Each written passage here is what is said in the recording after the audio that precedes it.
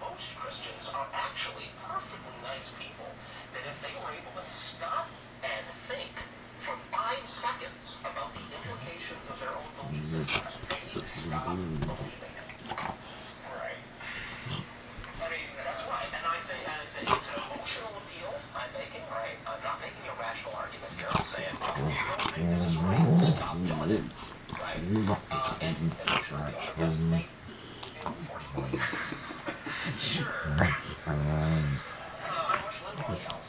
Apparently, when you get to heaven, you're stopped being bothered by other people in hell. So, they perfectly suppress that part of your Christians have stopped being bothered by other people in hell already.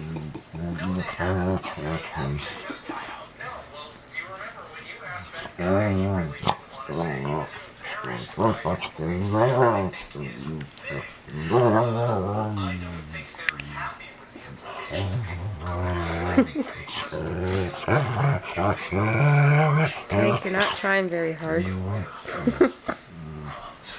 of the mechanism that mind gets them by their sense of guilt. I think it's a component of the meme. Yeah, I think it will be.